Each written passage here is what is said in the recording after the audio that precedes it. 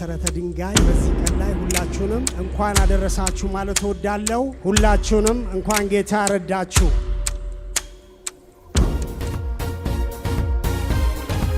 ክቡራትና ክቡራን ጥሪ የተደረገላችሁ የጌታ ባሪያዎች በዕዝራ መጽሐፍ ምዕራፍ 3 ቁጥር 12 ላይ የእግዚአብሔር ቤተ መቅደስ መሰረት ሲጣል የእግዚአብሔር ሕዝብ በታላቅ ደስታና ጩኸት በአምላኩ ፊት እንደነበረ ሁሉ እነሆ ዛሬ ለኛም ታላቅ የደስታና የምስጋና ቀን ነው። ምስጋና ላንተ ክብር ላንተ ማለት በጣም ደስ ይላል።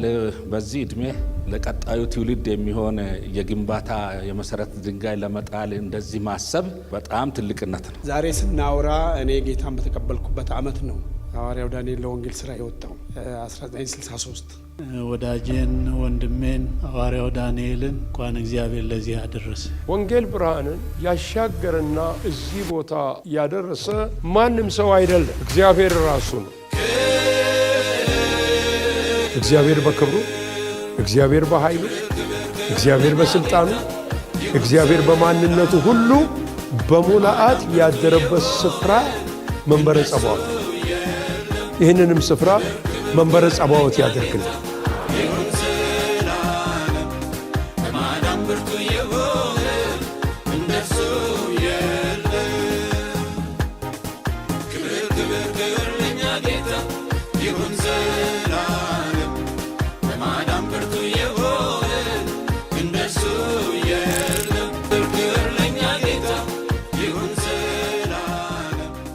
እንደቆመን እንዲሁ ጌታን እናመልካለን።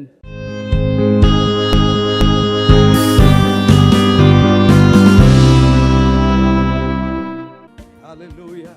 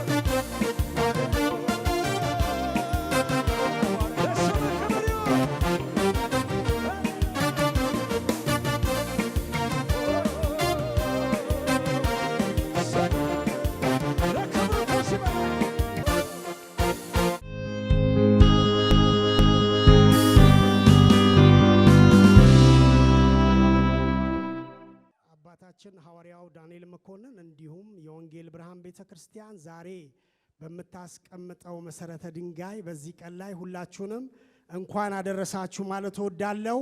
ሁላችሁንም እንኳን ጌታ ረዳችሁ። የኢትዮጵያ የወንጌል አማኞች አብያተ ክርስቲያናት ካውንስል ፕሬዝዳንት ዶክተር ጣሰው ገብሬ፣ የኢትዮጵያ የወንጌል አማኞች አብያተ ክርስቲያናት ካውንስል ጠቅላይ ጸሐፊ ቄስ ደረጀ ጀንበሩ፣ የኢትዮጵያ ወንጌላውያን አብያተ ክርስቲያናት ህብረት ፓስተር ጻድቁ አብዶ፣ የአዲስ አበባ ሃይማኖት ተቋማት ዋና ጸሐፊ ፓስተር ታምራት አበጋዝ፣ የኢትዮጵያ የወንጌል አማኞች አብያተ ክርስቲያናት ካውንስል የጽህፈት ቤት ኃላፊ ፓስተር ዶክተር ጌትነት ለማ፣ የአዲስ አበባ ከተማ መስተዳደር የከንቲባ ጽህፈት ቤት ኃላፊ የተከበሩ አቶ ጥላውን ጸጋዬ፣ እንዲሁም ጥሪ የተደረገላችሁ የቤተ ክርስቲያን መሪዎች፣ አገልጋዮች ሁላችሁንም እንኳን ደህና መጣችሁ ማለት እንወዳለን። በጭብጨባ ትቀበሉልኛላችሁ። የመጀመሪያውን የእንኳን ደህና መጣችሁ ንግግር እንዲያደርጉልን የወንጌል ብርሃን ቤተክርስቲያን ቦርድ የሆኑትን ወንድም ዘሪሁን ፍርዳወቀን ጋብዛለሁ። በጭብጨባ ወደዚህ ጋብዙልኝ። ክብር ለጌታ ይሁን። እስቲ እንደገና ለእግዚአብሔር ክብር።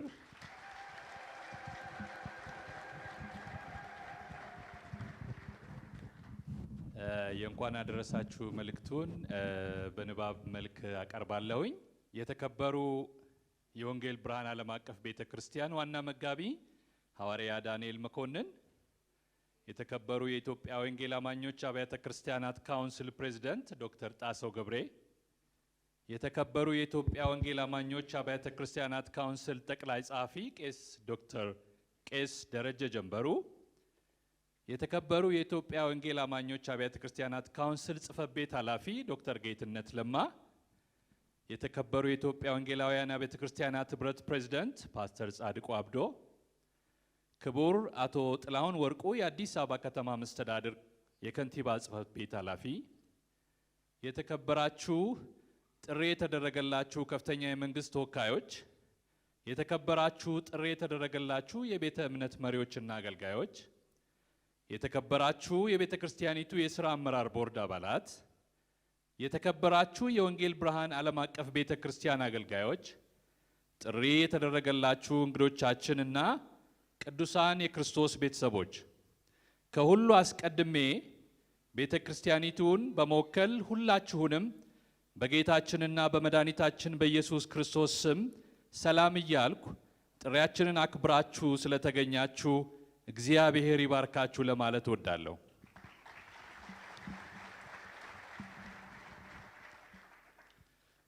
ክቡራትና ክቡራን፣ ጥሪ የተደረገላችሁ የጌታ ባሪያዎች፣ በዕዝራ መጽሐፍ ምዕራፍ 3 ቁጥር 12 ላይ የእግዚአብሔር ቤተ መቅደስ መሰረት ሲጣል የእግዚአብሔር ሕዝብ በታላቅ ደስታና ጩኸት በአምላኩ ፊት እንደነበረ ሁሉ እነሆ ዛሬ ለኛም ታላቅ የደስታና የምስጋና ቀን ነው።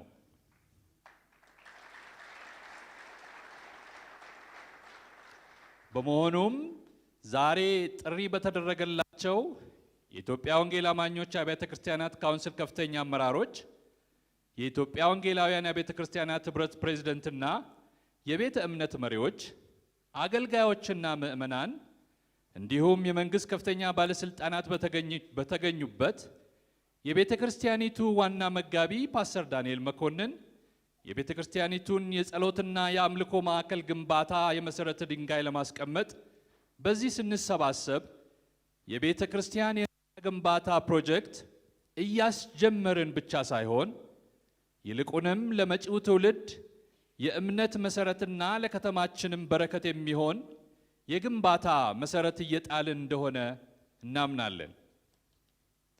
በድጋሚ ጥሪያችንን አክብራችሁ ስለተገኛችሁ ከልብ እያመሰገንኩ በዚህ የመሰረተ ድንጋይ ማስቀመጥ ፕሮግራም ላይ ከኛ ጋር እግዚአብሔር አምላካችን የሰራውንና ወደፊት የሚሰራውን ስራ ለማውራት እና ታላቅ ስሙንም አብረን እንደገና ከፍ እንድናደርግ እየጋበዝኩ ወደፊትም ይህ የጸሎትና የአምልኮ አዳራሽ ተገንብቶ እስከሚጠናቀቅ ድረስ በሚያስፈልገው ሁሉ አብራችሁን እንደምትቆሙ ሙሉ እምነቴ ነው።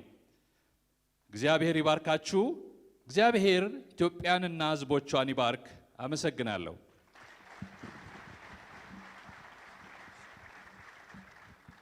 የኢትዮጵያ የወንጌል አማኞች አብያተ ክርስቲያናት ካውንስል ፕሬዝዳንት ዶክተር ጣሰው ገብሬን ወደዚህ ጋብዛለሁ።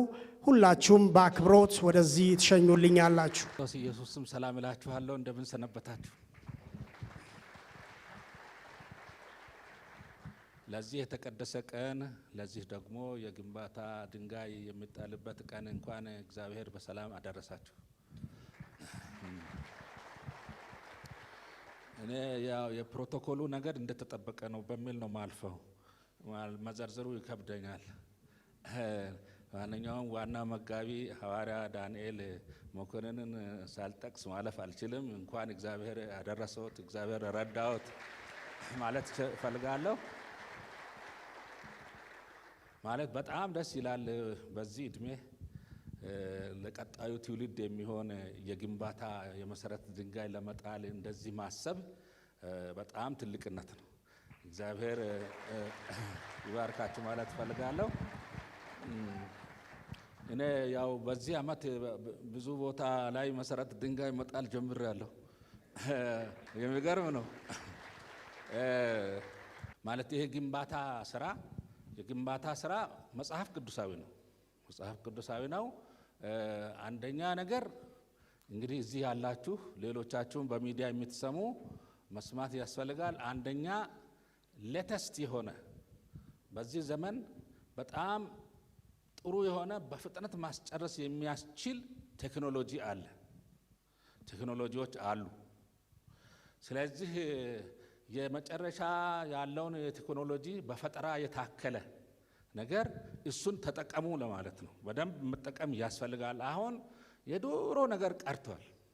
በጣም ይሄ በጭቃ በመሳሰለ ነገር እያቦኩ እየተሰቃዩ ምናምን እሱ አልፏል። አንደኛው ከተማውንም አይመጥንም፣ ቤተ ክርስቲያንን ደግሞ በፍጹም አይመጥንም። ስለዚህ ከዛ መውጣት ነው። ፈጠራ ያለበት ቴክኖሎጂ ተጠቀሙ ለማለት ነው። ሁለተኛ በፍጥነት ጨርሱ። ባለፈ ጊዜም አንስቼ ነበረ። የኢየሩሳሌም ቅጥር ፍርስራሹ ከፍተኛ ስለነበረ በ52 ቀን ነበረ ያጠናቀቀው አይደለም።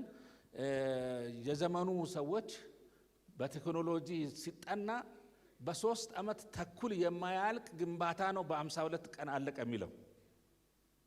እንግዲህ በ52 ቀን ማለት 2 ወር ያልሞላ ማለት ነው። እዚህ ከተማም በ67 ቀን G+12 ፎቅ ያለ ህንፃ ተጠናቋል እዚህ ከተማ። አሁን ደግሞ ሌተስት የሆነ ሌሎች ቴክኖሎጂዎች መጥተዋል። አታቆዩ ለማለት ነው። ማለት አሁን በፍጥነት መጨረስ በጣም አስፈላጊ ነገር ነው። በተለይ የግንባታ ነገር በፍጥነት ካላለቀ ዋጋው እየጨመረ ነው የሚሄደው። እኔ አሁን የምሰራበት ቦታ ላይ አንድ እያስጨረስን ያለነው ህንፃ አለ። 2009 ላይ የተጀመረ ነው፣ እስካሁን አላለቅም እና አሁን ፊኒሺንግ ላይ ነው ያለነው። ዋጋው ስንትና ስንት እንደጨመረ ልነግራችሁ አልችልም። በቢሊዮኖች የሚቆጠር ገንዘብ ይጨምራል። ስለዚህ መዝሙርም አለ ቶሎ ቶሎ ብዬ ስራዬን ሊጨርስም ይባላል እና እንደዛ ነው። ታግቶ መስራት ያስፈልጋል ለማለት ነው። በፍጥነት ጨርሱ። ሶስተኛ የሚሰራው ስራ ጥራት ያለው ይሁን። በጥራት ጨርሱ ለማለት ነው። ውትፍትፍ ስራ ቸርች አይመጥናትም። ፈጽሞ እንደሱ አይሆንም እና ከተማውንም የሚመጥን የእግዚአብሔር ቤት ነው። እንግዲህ ጸሎት ቤት ነው ይሄ የምንሰራው።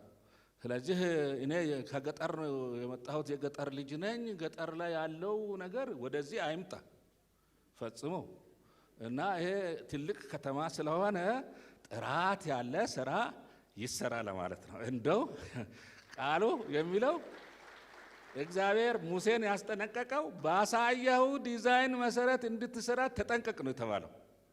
እንደዛ ይሁን በቃ። በወርቅ ለብጠው ካለ በወርቅ እና በሌላም እንጂ እንደዚህ አይነት ውትፍትፍ ነገር አይሆንም። ቃሉ ደስ አይልም። ደስ የማይል ነገር ደግሞ አይተገበርም። ስለዚህ በጥራት ስሩ ለማለት ነው። በፍጥነት ስሩ ለማለት ነው። ቴክኖሎጂን ተጠቅማችሁ ስሩ ለማለት ነው። እግዚአብሔር ደግሞ የሚገነቡ ሰዎችን ይባርካል፣ በእውነት ይባርካልና ይህንን ሁሉ ለማድረግ ደግሞ ሰው መተባበር አለበት። ዛሬ እንደዘመርነው አይነት ነገር መሰራት አለበት። እኛ ትግበራ አካባቢ ላይ እንታማለን፣ መተግበር ላይ መስማት ላይ ጥሩ ነን፣ ማዳመጥ ላይም ጥሩ ነን። ትግበራ ላይ ግን እንታማለን፣ በጣም እንደ ሀገርም እንታማለን፣ ቸርችም ላይ እንታማለን።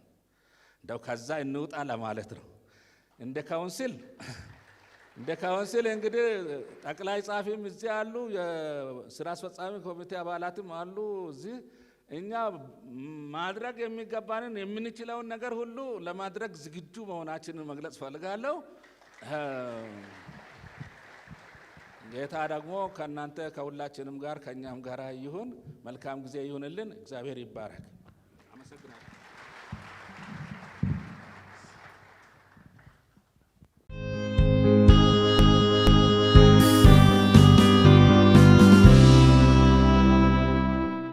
በመቀጠል ንግግር እንዲያደርጉልኝ የኢትዮጵያ የወንጌል አማኞች አብያተ ክርስቲያናት ካውንስል ጠቅላይ ጸሐፊ ቄስ ደረጀ ጀንበሩን ወደዚህ ጋብዛለሁ። በጭብጨባ በአክብሮት ሸኙልኛላችሁ። ስለዚህ ጊዜ እግዚአብሔር እናመሰግናለን። ወዳጄን ወንድሜን ሐዋርያው ዳንኤልን እንኳን እግዚአብሔር ለዚህ አደረሰ።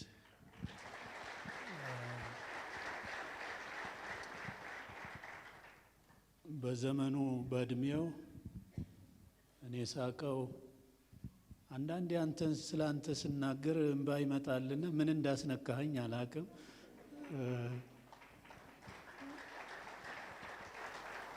መገንባት የጀመረው ዛሬ አይደለም። መሰረት መጣል የመጀመሪያው አይደለም። የብዙ ሰዎችን ሕይወት ሲሰራ የነበረ የኖረ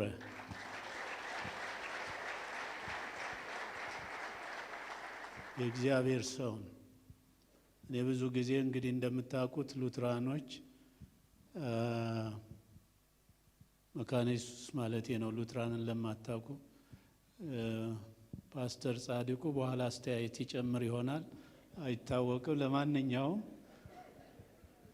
የእግዚአብሔር ሰው በሚለው አልጀመርንም እና ብቸኛ እኔ ለእግዚአብሔር ሰው ብዬ በሙሉ ድፍረት ያለ ሽማቀቅ በደስታ እጅግ ደስ እያለኝ ልናገርለት የምችል ሰው ቢኖር ሐዋርያው ዳንኤል እና እኔም እግዚአብሔር እድሜ ሰጥቶኝ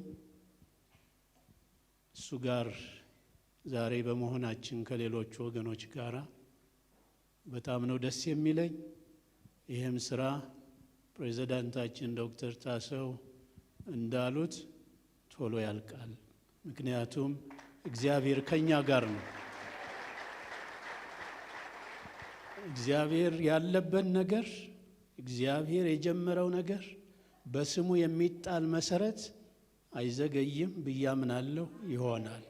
እኔ እንደ ዶክተር ጣሰው ከዚህ ጀመርኩ ብዬ ማለት አልችልም። በጣም በዛና ዝርዝር ውስጥ ብገባ መሀል ላይ ብዙዎችን እረሳለሁ። ስለዚህ እንዳልፈተን ተፈትኜም እንዳልወርቅ መዘርዘር አልችልም። ብዙ መሰረት ድንጋይ ጥያለሁኝ እና አስቀምጫለሁ። በጣም ደስ ይለኛል። በዚህ ዘመን አብያተ ክርስቲያናት፣ ምእመናን፣ የካውንስሉ አባላት ወደዚህ ነገር መምጣታቸው አንዱ የእድገት ምልክት ነው። ህንፃ መስራታችን፣ ትላልቅ ነገር፣ የሚታይ ነገር ማስቀመጣችን እግዚአብሔርን ልናመሰግን ይገባል። ነገር ግን ከዚሁ ጋር መረሳት የሌለበት የሰዎችን ህይወት መስራት፣ የኛ ተሰርቶ የምእመናን ህይወት በቅድስና መሰራት ላይ ብርቱ ጥንቃቄ ልናደርግ ይገባል። እግዚአብሔር ቅዱስ ነው። አማኞችም ቅዱሳን ሊሆኑ እንደሚገባ ቃሉ ይናገራል። ስለዚህ ቅዱስ የሆነውን ታላቅ የሆነውን እሱን ስናገለግል በቅድስናና በጥንቃቄ እግዚአብሔርን በመፍራት እንዲሆን እንደው ይህን አጋጣሚ ተጠቅሜ ብናገር ደስ ይለኛል ብዬ ነው እና ይሄ እንደሚሆን አምናለሁኝ፣ ተስፋም አደርጋለሁ፣ ጠብቃለሁ። አባቶችን ማክበር፣ ለአባቶች በቅንነት መናገር መለመድ አለበት። አንድፈር። አንዳንድ ሰዎች ሲደፍሩ ሰማሁ፣ አየሁ። እኔ ሚዲያ ሰው አይደለሁም፣ ላኩልኝና አየሁ። እግዚአብሔርን የምንፍራ ለሰውም አክብሮት ይኑረን። እግዚአብሔርን ስንፈራ ሰውንም በማክበር ስናከብር እግዚአብሔር እኛንም ከፍ ያደርገናል። ስለዚህ እግዚአብሔር ያከበራቸው እናከብራለን። ለዚህ ነው በድፍረት የምናገረው እና እሱ በዚህ ዕድሜው ላይ ይሄንን ደግሞ መሰረት ሲጥል አይቶ ተደምድሞ እንዲያይ ጌታን አክብሮ ወደ አምላኩ እንዲሄድ ሁላችሁም መነሳት ይኖርባችሁ እና ይሄንን ሳልል ባልፍ ደስ አይለኝም። ህንፃ ደግሞ ግንባታ ካሰብ የኢትዮጵያ ወንጌል አማኞች አብያተ ክርስቲያናት ካውንስልም በሜክሲኮ ላይ ሁለት ትዊንስ መንትያ ህንፃዎች ለማቆም እንግዲህ እስካሁን 12-10 እየተባለ ነው የመጣው። 28 ወደ ላይ ህንፃዎችን ለማቆም ዝግጅት ላይ ነው ያለው እና ይሄ ህንፃ ማቆሙ አይደለም፣ በዚያ ላይ የሚታየው የነገስታት ንጉስ የጌቶች ጌታ እሱ ነው መሆን ያለበትና ይህንን እንግዲህ ብቻ ብናገር ደስ ይለኛል። አብረን ያለነው እናገለግላለን። የናዝሬቱ ኢየሱስ ይረዳናል። ጉልበታችን እሱ ነው፣ አቅማችን እሱ ነው፣ ሀብታችን፣ ውበታችን፣ ጌጣችን ኢየሱስ ነው። ስለዚህ ዱላ ቆማለሁ። እንኳን ደስ አላችሁ፣ እንኳን ደስ አለ። እግዚአብሔር ባርክ።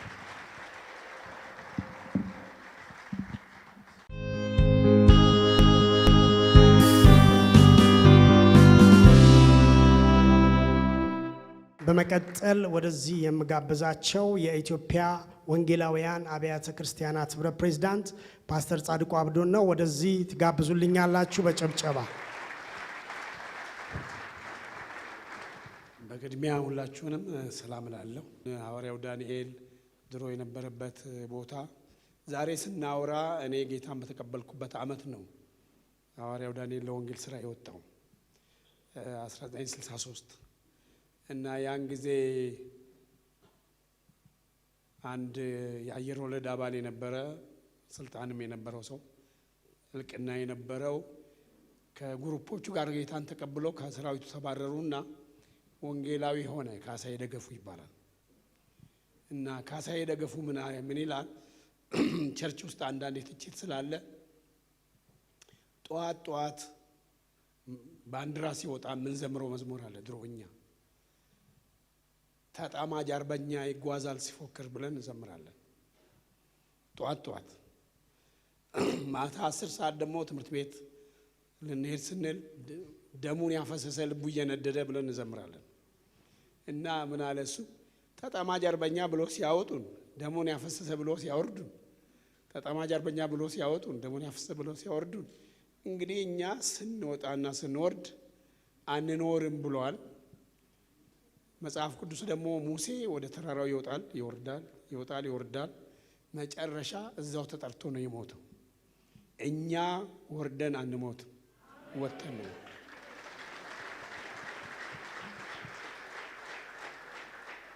ጊዜ የእግዚአብሔር ነው፣ ዘመን የእግዚአብሔር ነው። መክብብም ማንበብም ስለ ዘመን ከሰማይ በታች ላለ ሁሉ ነገር ጊዜ አለው አይደለም? ለመወለድም ጊዜ አለው፣ ለመሞትም ጊዜ አለው፣ ለመሳቅም ለማልቀስም ጊዜ አለው። ታውቃላችሁ፣ ለሁሉ ነገር ጊዜ አለው። አንዳንዶቻችን በህይወትም ኖረን እንደዚህ አይነት ጊዜ እናያለን ብለን አላሰብንም። መዝሙራችንን በላይ እንገናኝ ደምን አጥለቅልቀህ የሚል ነበር። ስለ ክርስቶስ ተሰውተን ለመሞት። ስለዚህ ዛሬ ጊዜ መጥቶ እንደገና እግዚአብሔር በዚህ ምድር ላይ ደግሞ እቺ ምድር ለእናንተ አትገባም የሚሉን ሰዎች አሁን ውጪ ነው ያሉት። ካድሬ የነበሩ እዚህም ያሉ አሉ። አትገባችሁም፣ ኢትዮጵያውያን አይደላችሁም፣ ለእናንተ አትገባም የሚሉ ሰዎች they are not there።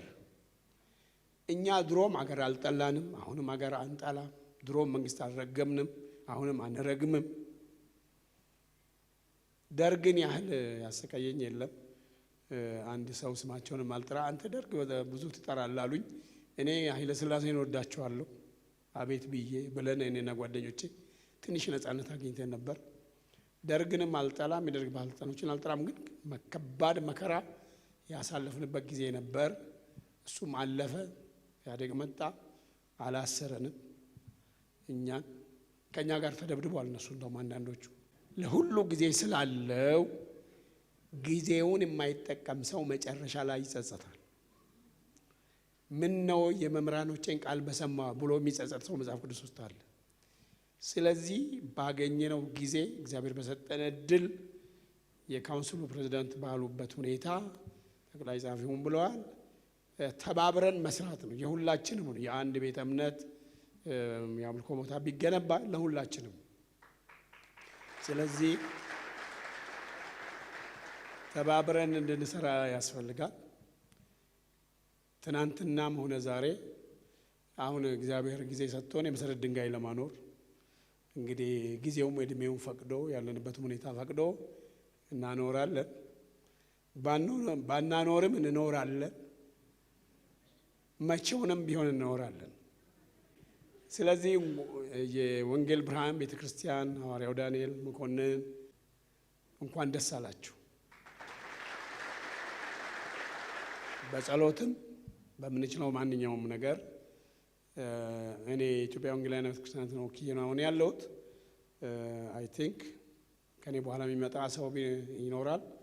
ሁላችንም ያው ቋሚ ነው ኢንስቲትዩሽን ስለሆነ ሰው ስለተለወጠ ሐሳብ አይለወጥም።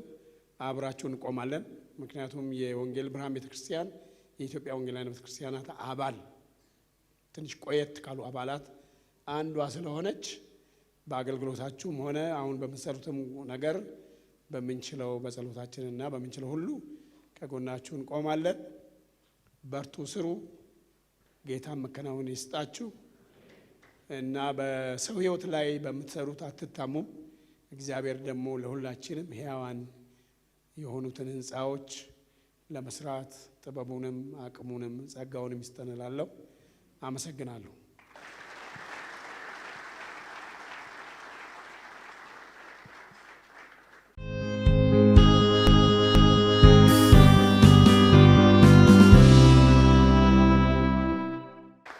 ክብር ለኢየሱስ ይሁን። አሁን መልእክትና ምስጋና የምንሰማበት ጊዜ ነው። ወደዚህ የቤተ ክርስቲያኒቱን ዋና መጋቢ ሐዋርያው ዳንኤል መኮንንን እጋብዛለሁ። ሁላችሁም በአክብሮት በጭብጨባ ትቀበሉልኛላችሁ።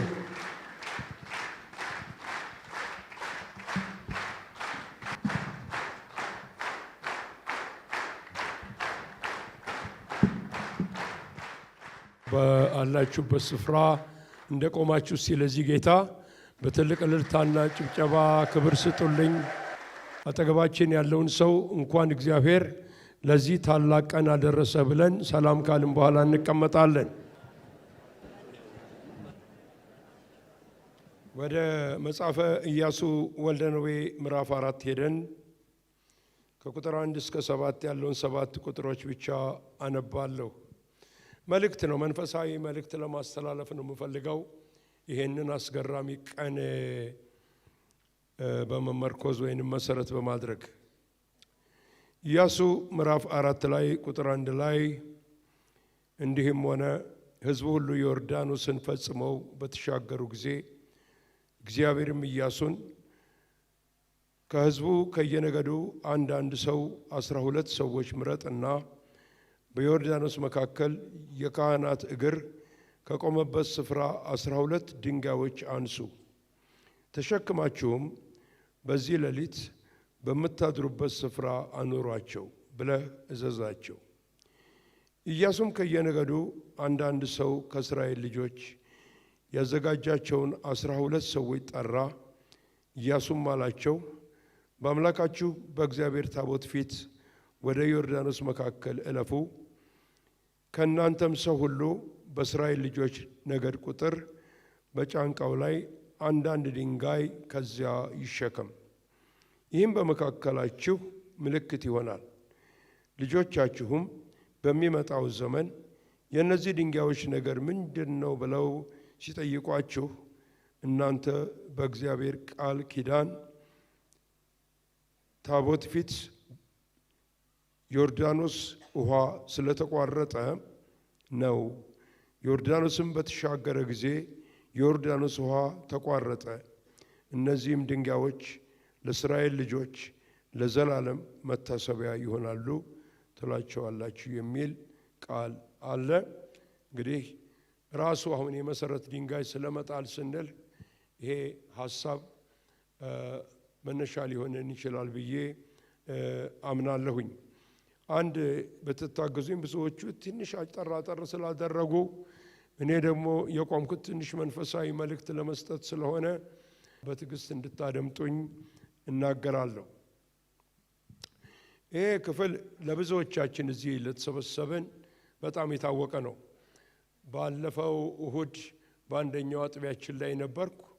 እንዲያውም ስለ መታሰቢያ ድንጋዮች በጣም ሰፋ ያሉ ነገሮች ስናገር ነበርና ከዛ ውስጥ ትንሹን ነገር ለ10 ደቂቃ ከበዛ ለ15 ደቂቃ መናገር እፈልጋለሁ።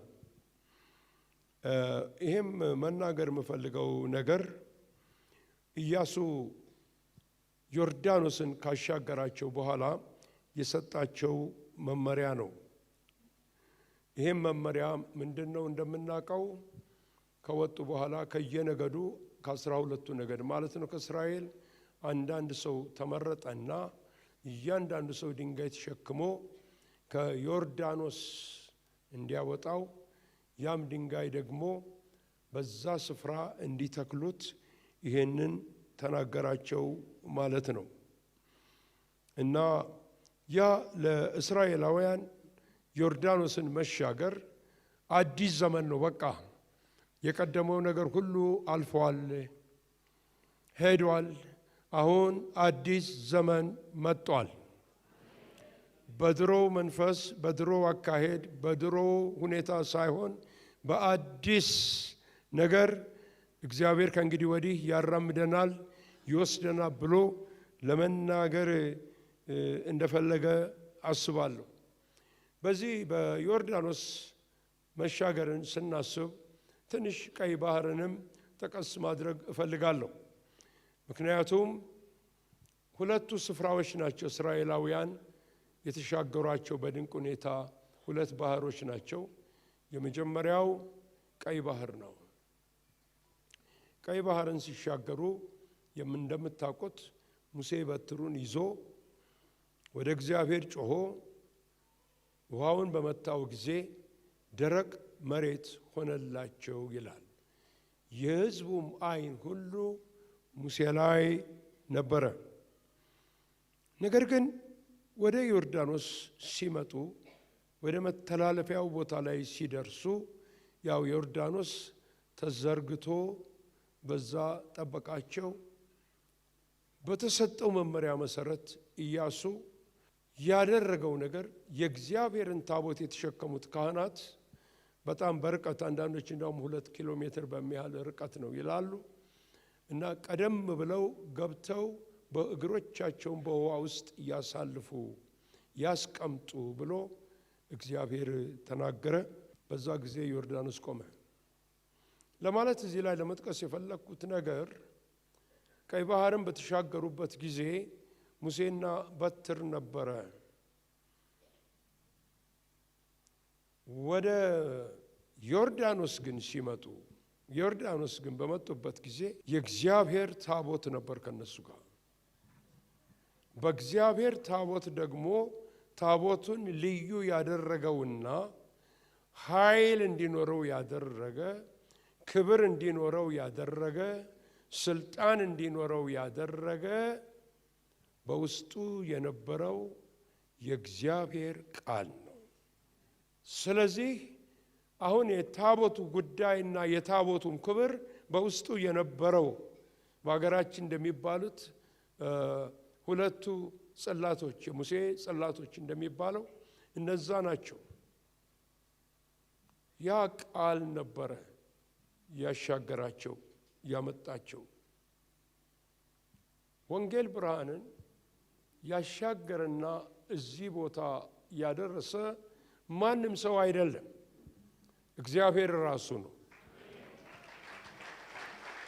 ክብር የሚገባው ካለ ክብር የሚሰጠው ለእግዚአብሔር ብቻ ነው። አሁንም ለዘላለምም እስከ ዘላለምም ድረስ ክብር ለእርሱ ይሁንለት። ሃሌሉያ። ስለዚህ እኛ ደግሞ አሁን የበለጠው ቃል አለን፣ የተሻለው ቃል አለን፣ ብርቱ የሆነው ስልጣን ያለው ቃል አለንና በዛ ቃል ወንጌልን እየሰበክን ሰዎች ወደ ዘላለም ሕይወት እንዲመጡ እያደረግን ነፃነት እንዲቀዳጁ እያደረግን ቃሉን በከፍታ ላይ ይዘን አስገራሚ የሆነ የእግዚአብሔር ታላላቅ የሆኑ የሚያስገርም ዘመን፣ ደስ የሚል ዘመን፣ ክብር የተሞላው ዘመን፣ ኃይል የተሞላው ዘመን፣ መገለጥ የተሞላው ዘመን ይጠብቀናል።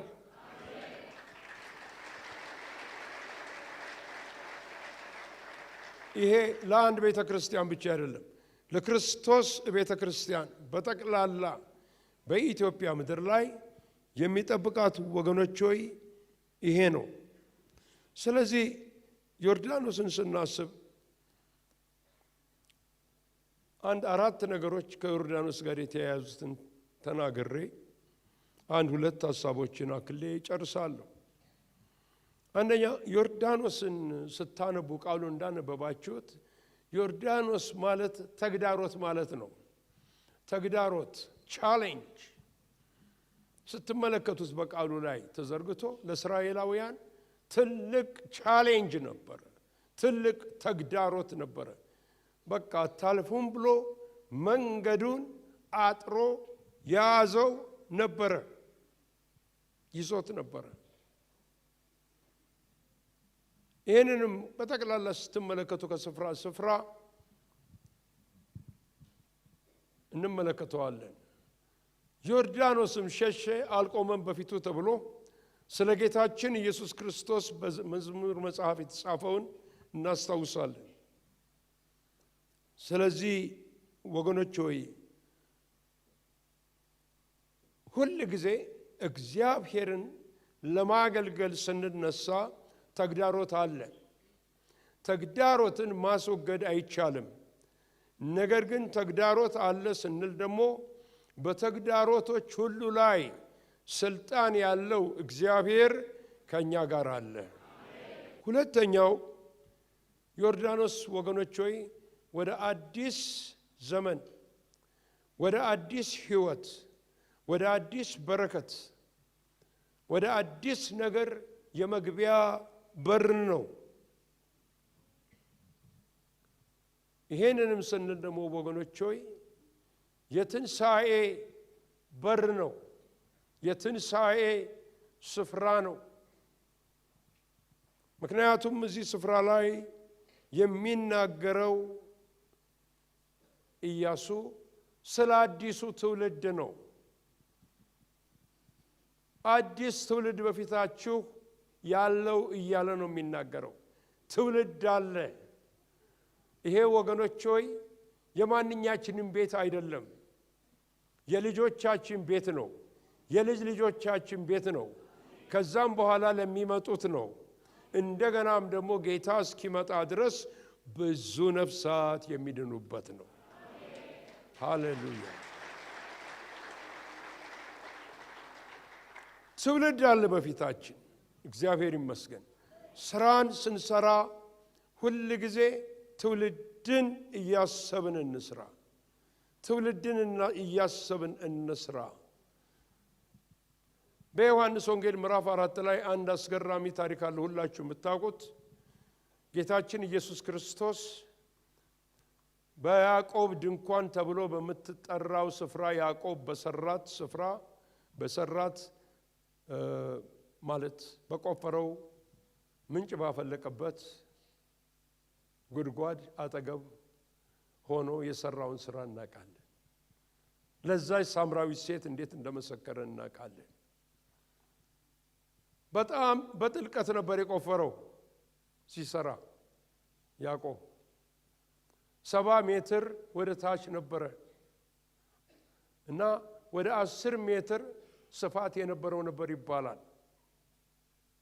ከድንጋይ በተወቀሩ ድንጋዮች ነበር የሰራው። በምን አይነት በሰው ኃይል እንደዛ አይነት ነገር ለመስራት እንደቻለ ይደነቃሉ። ያዕቆብ ምን ፈልጎ ነው የሰራው? ትውልድን አስቦ ነው የሰራው። ትውልድ የሚመጣው ትውልድ ለሱማ ያን ያህል አያስፈልገውም። ትውልድ የሚመጣ አለ። በኋላ ጌታችን ኢየሱስ ክርስቶስ ሲገለጥ ያ ስፍራ ለጌታ ለኢየሱስ ክርስቶስ ፑልፒት ሆነ። ሃሌሉያ አሜን። ወንጌልን ለመስበክ አገለገለ። ዛሬም ጠልቀን ነው። ቅድም ዶክተር ጣሰው ወንድማችን እንዳለው ጠልቀን ነው የምንቆፍረው። አሳምረን ነው የምንሰራው። ውበት እንዲኖሩ አድርገን ነው የምንሰራው። በዚህ አጋጣሚ ወገኖች እጅግ በጣም ትጉ የሆኑ ብርቱ የሆኑ ደከምን የማይሉ እግዚአብሔር የባረካቸው የቢልዲንግ ኮሚቴ አባላትን ተባረኩ እንድትሉልኝ ይፈልጋሉ። በእጆቻችሁ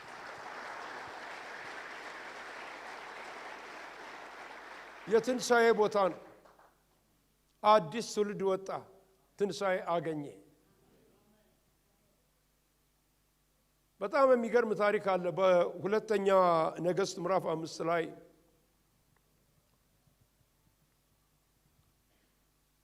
ንዕማን ልምጻሙ የታዘዘው ወደ ዮርዳኖስ እንዲሄድ ነው።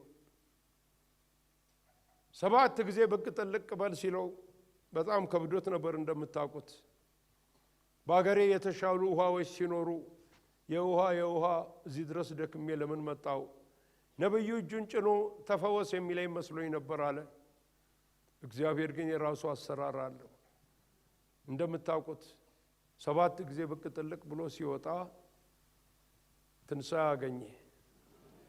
እንደ ሕፃን ልጅ ሆኖ ቆዳው ዳነ። ሃሌሉያ! የተሃድሶ ስፍራ ነው። የሪስቶሬሽን ስፍራ ነው። የመነሳት ቦታ ነው። ሃሌሉያ! ከዚህ በኋላ ትልቅ ሪስቶሬሽን ይሆናል። በምናየው ነገር ትልቅ ተሃድሶ ይሆናል። ተሃድሶ በአምልኮታችን ላይ የኃይል ተሃድሶ ይሆናል። የማስተዋል ተሃድሶ ይሆናል። የእውቀት ተሃድሶ ይሆናል። የበረከት ተሃድሶ ይሆናል። ክብርና ምስጋና ታላቅነት ለሱ ይሁን።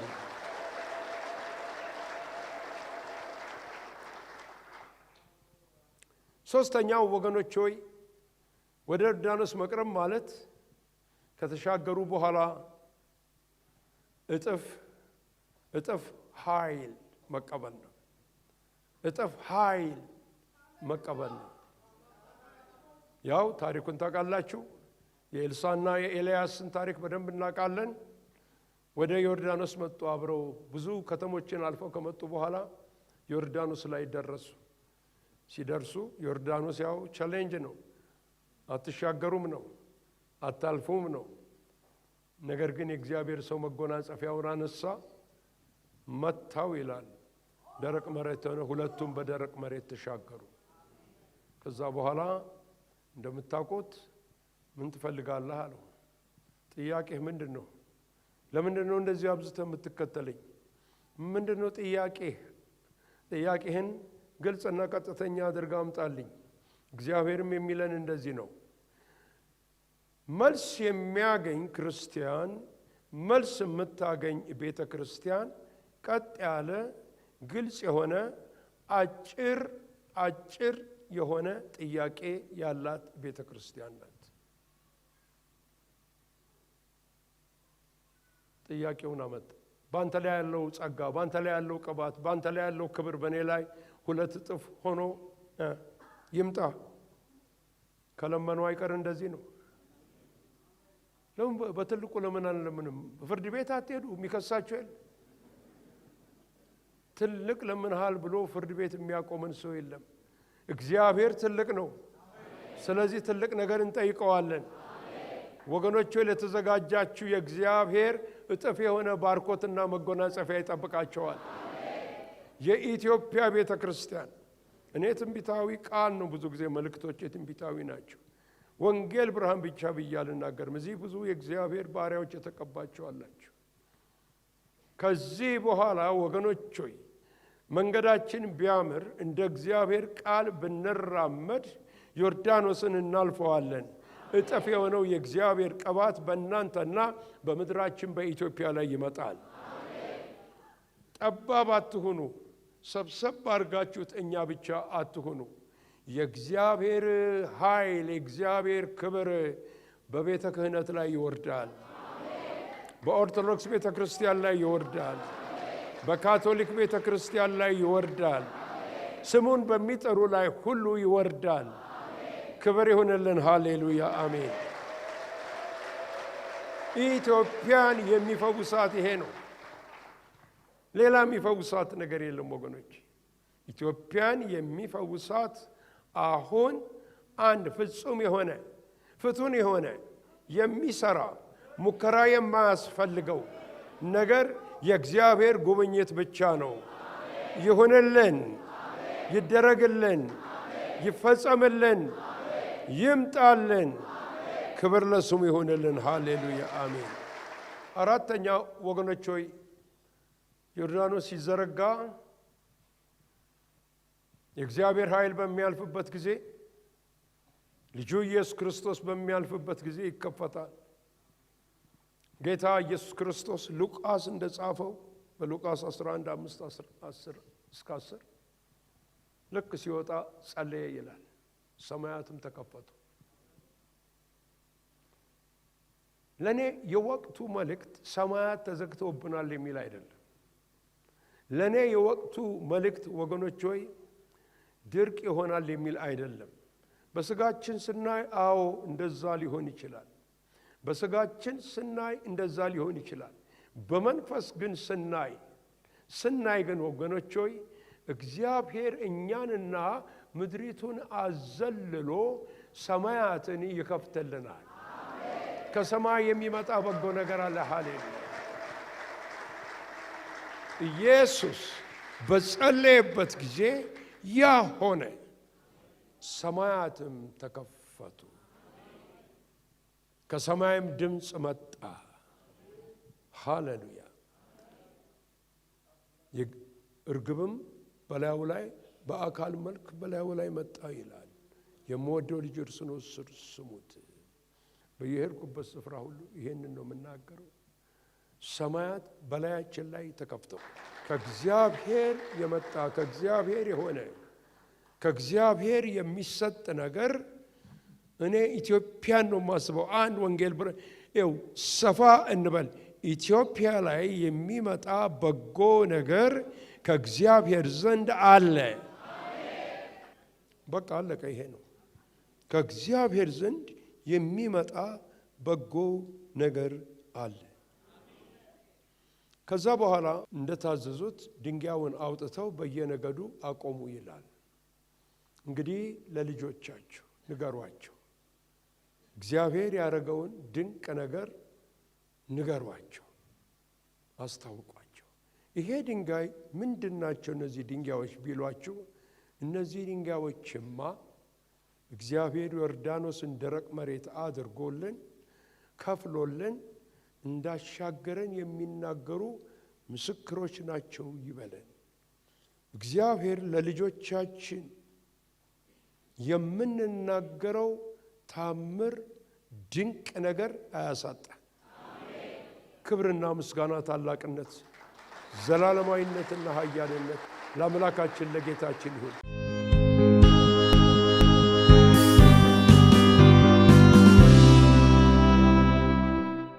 ከዘላለም እስከ ዘላለም የእስራኤል አምላክ እግዚአብሔር ይባረክ።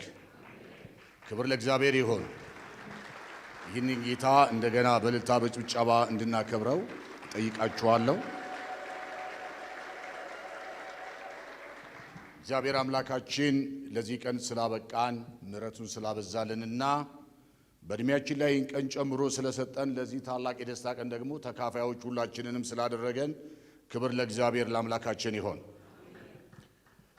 የወንጌል ብርሃን ዓለም አቀፍ ቤተክርስቲያንን አጀማመርና እዚህ መድረስ ጠቅለል ባለ መልኩ ለማቅረብ በጣም አስቸጋሪ ነው። በጣም ሰፊ ስለሆነ በጣም ብዙ ስለሆነ ብዙ መንገዶች ብዙ ጎዳናዎች ስለተኬዱ ነገር ግን አሳጥሬ ሰመራይዝ አድርጌ በጽሁፍ መልክ ለማንበብ እገደዳለሁ ማለት ነው። ክቡራትና ክቡራን በዚህ ልዩ የመሰረተ ድንጋይ መጣልና የምስጋና ስነ ስርዓት ፕሮግራም ላይ ለመካፈል እንኳን ደህና መጣችሁ ለማለት እወዳለሁኝ። የወንጌል ብርሃን ዓለም አቀፍ ቤተክርስቲያን እነሆ በጨለማ የተቀመጠ ሕዝብ ታላቅ ብርሃን አየ፣ በሞት አገር ጥላ ለተቀመጡትም ብርሃን ወጣላቸው።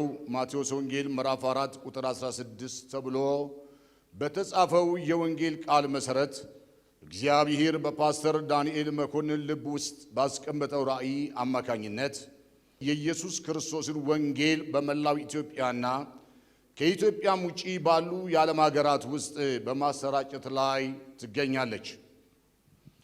የወንጌል ብርሃን ዓለም አቀፍ ቤተክርስቲያን በዚህ በኢትዮጵያ እንደ ኢትዮጵያ አቆጣጠር በ1990 ዓመተ ምህረት በታህሳስ ወር ውሃ ልማት ጀርባ ያሁኑ ቺቺኒያ እየተባለ በሚጠራው አካባቢ ከአንዲት እህት ክርስቲያን እህት በተከራየነው ቤት በይፋ ተጀመረ። በመቀጠልም በየካቲት 25 ቀን 1990 ዓመተ ምህረት ከመንግስት ሕጋዊ ፈቃድ ቤተክርስቲያኒቱ አገኘች። ክብር ለእግዚአብሔር ይሁን፣ አሜን። በዚህ ፍቃድ መቀበል ጊዜም ሐዋርያ ዳንኤል መኮንን በዚህ ስለነበሩ ያንን ፍቃድ ለመውሰድ አልተቸገርንም ነበረ። ምክንያቱም ለቤተ ክርስቲያኒቱ መስራችና ፕሬዚዳንት ብቻ ይሰጥ ስለነበረ ፍቃዱ በዛ ጊዜ የሰዓቱ መገጣጠምና የጊዜው በዛ ሰዓት መሆን እጅግ በጣም አስደናቂ ነበረ። እግዚአብሔር አምላካችንን ስለዚህም እጅግ አድርገን እናመሰግናለን ማለት ነው። ከዛ በነሐሴ ወር እንደገና ከአሜሪካን ፓስተር ዳንኤል መኮንን ወደዚህ መጥተው ስለነበረ ለዚሁ ራእይ እውን ለማድረግ በመስከረም ወር አንድ ቤት በኒውሬጂያን ሚሽን ጀርባ በመከራየት በዛ አገልግሎት እንድንጀምር በዛ ስፍራ ቤት ተከራየን ማለት ነው።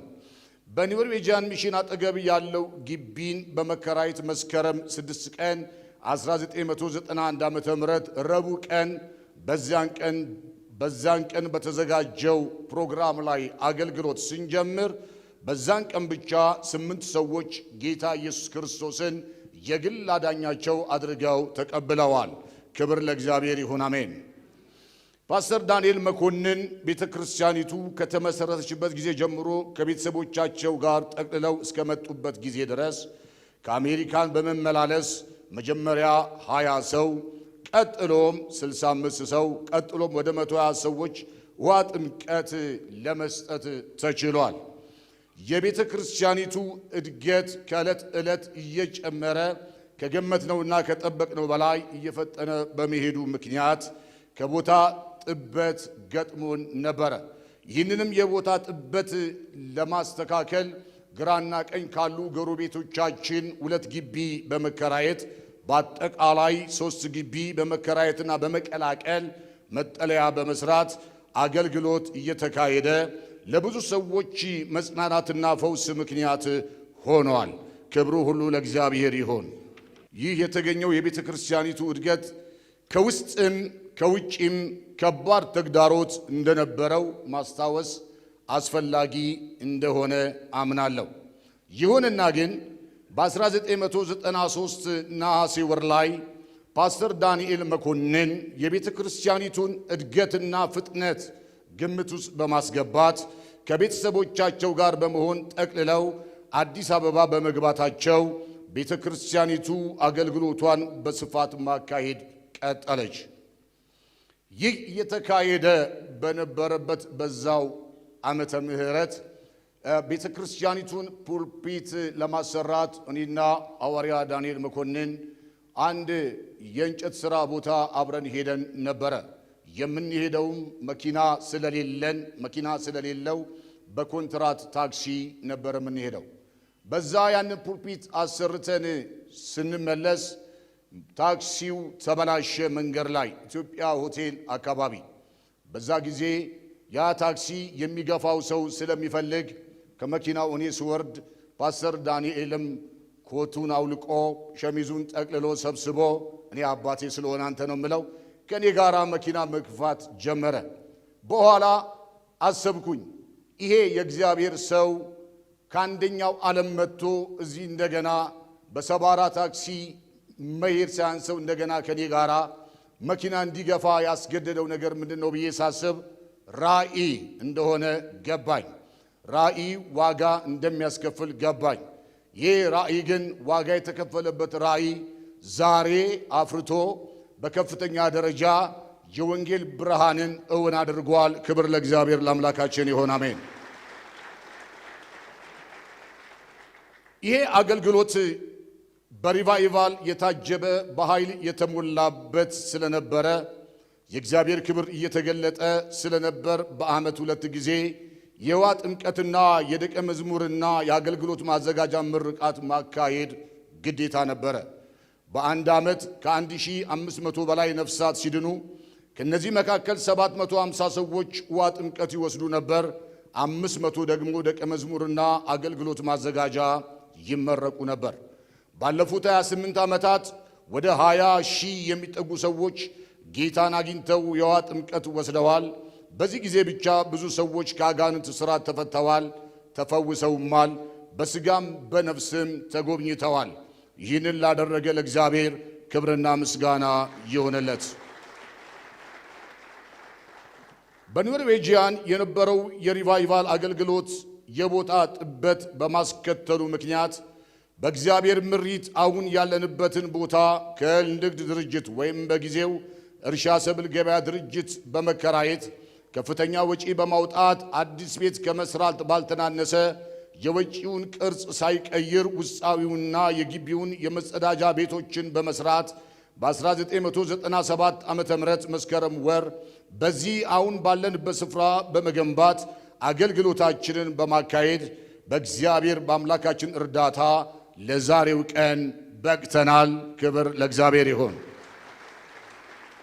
ዛሬ የወንጌል ብርሃን ዓለም አቀፍ ቤተክርስቲያን በአዲስ አበባ 3 አጥቢያ ቤተክርስቲያን፣ በምስራቅ ሲኖዶስ ጽሕፈት ቤት 8 አጥቢያ ቤተክርስቲያንና 18 ወንጌል ስርጭት ጣቢያ፣ በምስራቅ ሸዋ ሲኖዶስ ጽሕፈት ቤት 4 አጥቢያ ቤተክርስቲያንና በቅርብ አጥቢያ የሚወጡ 3 ወንጌል ስርጭት ጣቢያ፣ በደቡብና በምዕራብ ሲኖዶስ ጽሕፈት ቤት 4 አጥቢያ ቤተክርስቲያን ያላት ሲሆን ለነዚህ ሁሉ መተከል ያዋሬ አጥቢያ እናት ቤተክርስቲያን ትልቅ አስተዋጽኦና ዋነኛ ሰራተኛ ነበረች። ክብር ለእግዚአብሔር ለአምላካችን ይሁን፣ አሜን። እቺ እናት ቤተክርስቲያን ዛሬ አዋሬ አጥቢያ ብላን የምንጠራት ሁሉንም የወለደች እናት ቤተክርስቲያን ስትሆን ለብዙ አገልጋዮች መነሳትና እንዲሁም የብዙዎች አገልግሎት በዓለም ዙሪያ እንዲደርስ ምክንያት የሆነች አጥቢያ ስትሆን ከ20 ዓመት በላይ የተለያዩ የወንጌላውያን አብያተ ክርስቲያናት ፕሮግራሞችንም ስታስተናግድ መቆየቷ ይታወቃል። ከመንፈሳዊ አገልግሎት ጎን ለጎን ከ25 ዓመት በላይ ልጆችን በማስተማር ወጣቶችን መንጃ ፈቃድ በማውጣት ለእህቶች የእንጀራ መጋገሪያ ፕሮጀክት በመክፈት የስፖርት ማዘውተሪያ ስፍራዎችን በመገንባት ቤቶች ለፈረሱባቸው አቅመ ደካሞች ቤታቸውን በማደስና ለችግረኞች በየጊዜው ተገቢውን ድጋፍና እርዳታ በማድረግ የትምህርት ቤት የፈረሱ አጥሮችን መልሶ በመስራትና በመገንባት ብዙ አስተዋጽኦችን ስታደርግ ቆይታለች። አሁንም እየሰራች ትገኛለች። በዚህ ሁሉ ግን የረዳንን እግዚአብሔርን እያመሰገንን አሁንም ደግሞ ራእይዋን የበለጠ ታሰፋ ዘንድ እግዚአብሔር ይህንን ጊዜ ስላመጣላት በዚህ ታላቅ ሥራ ላይ እስካሁን አብራችሁን እንደቆማችሁ ወደፊትም አብራችሁን ትቆሙ ዘንድ አደራ እላለሁ። እግዚአብሔር አምላካችን አገራችንን ኢትዮጵያን ይባርክ። አመሰግናለሁ። እግዚአብሔር ይባርካችሁ።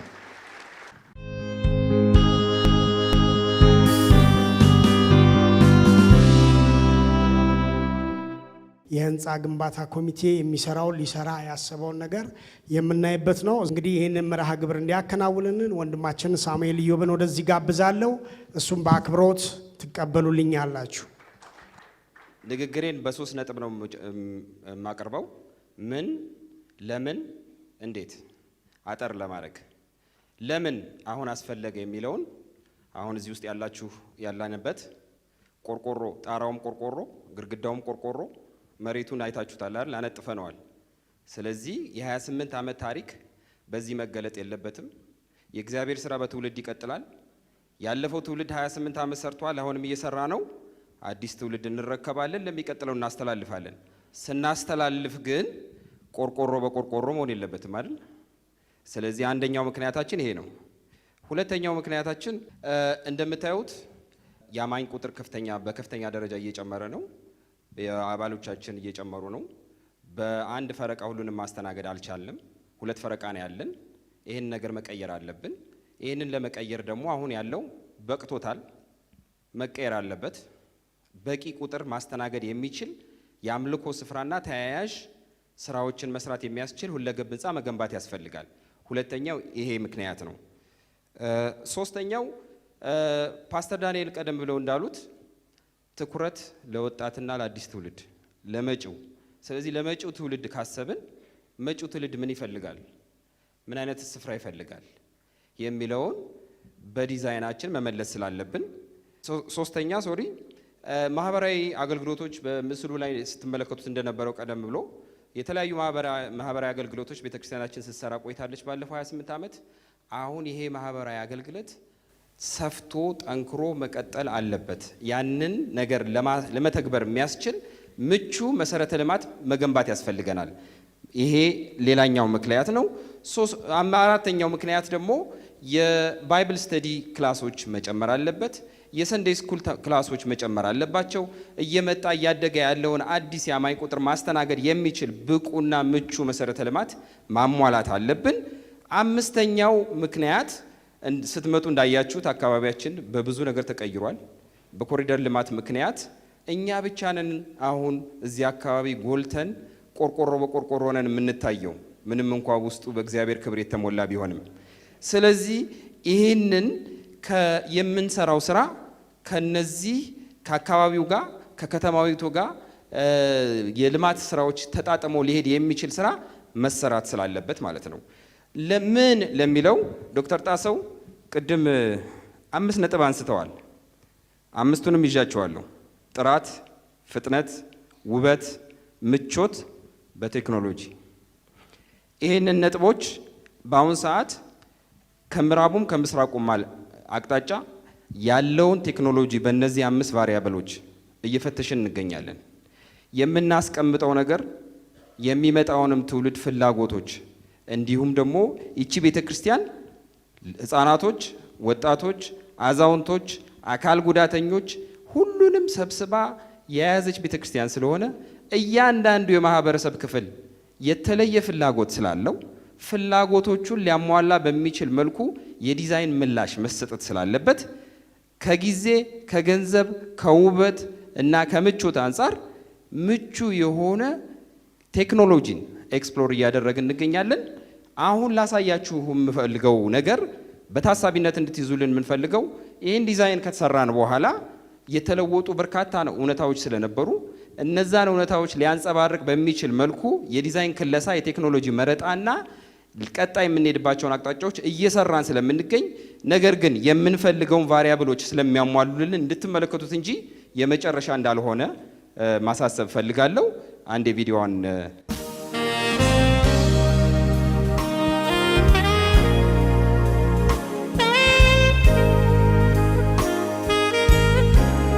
እዚህ ጋር እንግዲህ እንደምትመለከቱት ይሄ ሙሉ በሙሉ የኮንክሪት ስራ ነው። ዶክተር ጣሰው ጠቆም አድርገውናል፣ ፓስተር ዳንኤልም ነግረውናል። እኛም ደግሞ አሁን የምንሰራው የምናስቀምጠው ነገር ምን መምሰል አለበት? እዚህ አካባቢ የሴቶች አደባባይ ተብሎ ነው የሚጠቀሰው። ግን እዚህ ሴቶች አደባባይ አካባቢ ወንጌል ብርሃን አይከኒክ እንድትሆን እንፈልጋለን። የሚቀጥለውን ትውልድ እኛ ባንጨርሰውም እኛ እንሰራለን፣ እግዚአብሔር ያከናውናል። እኛ የምናስቀምጠው ነገር ግን ለሚቀጥለው እንቅፋት ሳይሆን መደላድል መሆን አለበት። የሚቀጥለውን ትውልድ በቴክኖሎጂም በምቾትም በጥራትም የትኛውንም አይነት ላይፍ ስታይላችን እየተቀየረ ነው።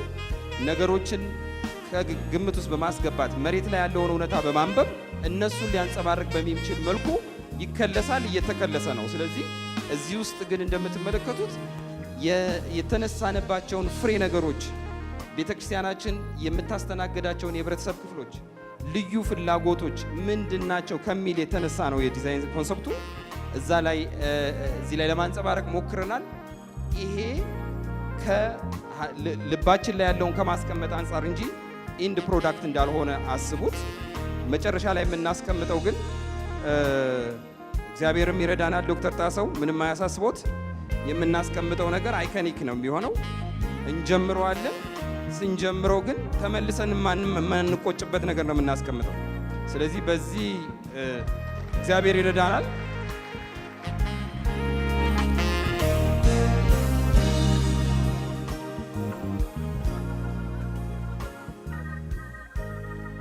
እንግዲህ ሌላ ልነግራችሁ የምፈልገው ይሄ ኢቨንት ሙሉ በሙሉ ፋይናንስ የተደረገው ስፖንሰር የተደረገው በእኛ በኮሚቴ አባላት ነው። እኛ አስተባባሪዎች ብቻ አይደለንም፣ ባለቤቶች ነን። የባለፈው ትውልድ ሐዋርያው ዳንኤል እና ወንድሞቻችን እዚህ አድርሰውናል። እኛ ደግሞ እንረከባለን፣ ለሚቀጥለው ትውልድ እናስተላልፋለን። በዚህ ሂደት ውስጥ እግዚአብሔር ከኛ ጋር ይቀጥላል። ስለዚህ የወንድም እናቶችን የኮሚቴ አባላቶችን አብልጣችሁ እንድታመሰግኑልኝ እወዳለሁ።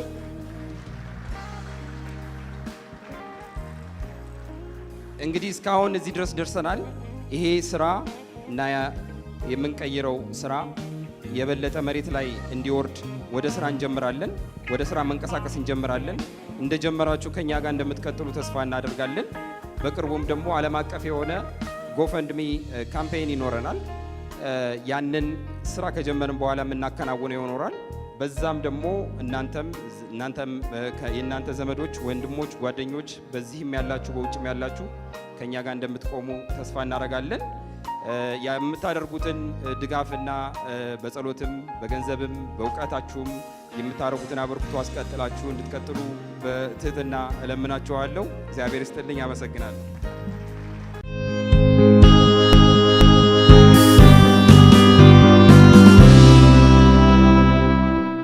አሁን የምንሄደው መሰረተ ድንጋይ ወደ ማስቀመጥ መርሃ ግብር ነው። ይህንን መርሃ ግብር የሚመሩልን ፓስተር ዳንኤል መኮንን፣ ዶክተር ጣሰው ገብሬ፣ ቄስ ደረጀ ጀንበሩና ፓስተር ጻድቁ አብዶ ሁላችንም በአክብሮት እንቆምና በእነሱ መሪነት እንወጣለን ማለት ነው።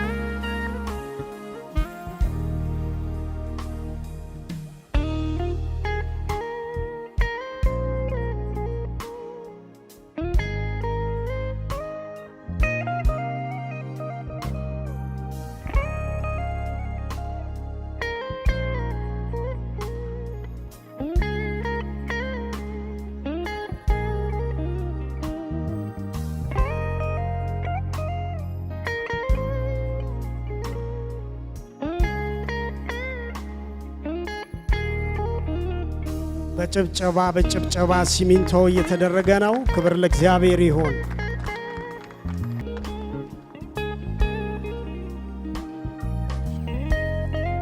እሺ፣ ጭብጨባ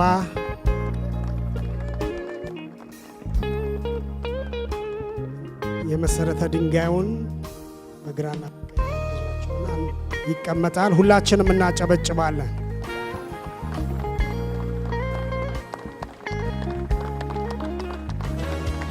እግዚአብሔር ይመስገን። ክብር ለኢየሱስ ይሁን።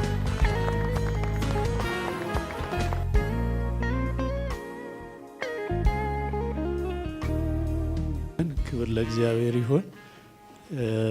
እንዲሁ ለጸሎታችን መሰረት እንዲሆን ቅድም ሐዋርያው በቃሉ እንደተናገረው ሙሴ በበትር መጥቶ ባህሩ ተከፈለ። ወደ ዮርዳኖስ ስንመጣ ደግሞ ካህናቱ ጽላቱን ተሸክመው ቃሉን ተሸክመው እግራቸው ውሃውን ሲነካ ተከፈለ። ስጋ ለብሶ ጸጋንና እውነትን ለብሶ በማን አደረ? በእኛ እና ያኔ ተሸከሙት ቃሉን።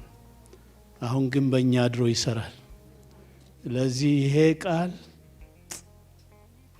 ቃል የምንሸከመው ሳይሆን የተሸከመን የሚሸከመን ተግዳሮቱን በር የሚያስከፍት ቃል ስለሆነ ክብር ለስሙ ይሁን።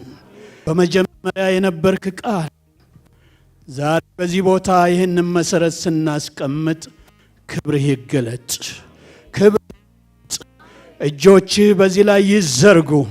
የናዝሬቱ ኢየሱስ ኃያል የሆንክ ቅዱስ የሆንክ ሁሉን ቻይ የሆንክ አምላካችን እግዚአብሔር በድንቅ በታምራት አሰራርህ ተገለጥ። ይህ ስፍራ የክብርህ መገለጫ ይሆን። ይህ ስፍራ ጌትነት የሚታይበት ይሆን። ይህ ስፍራ ሰዎች የሚፈወሱበት ይሆን። እግዚአብሔር ሆይ ያነከሰው ቀጥ ብሎ የሚቆምበት ይሆን። ተስፋ የቆረጠው የሚጽናናበት ስፍራ ይሆን። ብዙዎች የሚወለዱበት ካንተ ጋር የሚጣበቁበት በሽተኞች የሚፈወሱበት በኢየሱስ ክርስቶስ ስም ይሆን ዘንድ ጸለይን። እግዚአብሔር ተባረክ። ክብሩን አንተ ውሰድ። እንዲሁም ደግሞ ለባሪያ አሁንም ጉልበትና አቅም ጨምርለት። እግዚአብሔር ይባርካችሁ፣ ይጠብቃችሁ። እግዚአብሔር ፊቱን ያብራላችሁ፣ ጸጋውን ይጨምርላችሁ። እግዚአብሔር ፊቱን ይመልስላችሁ። በዚህ ቦታ ስኬትን መከናወንን ያብዛላችሁ።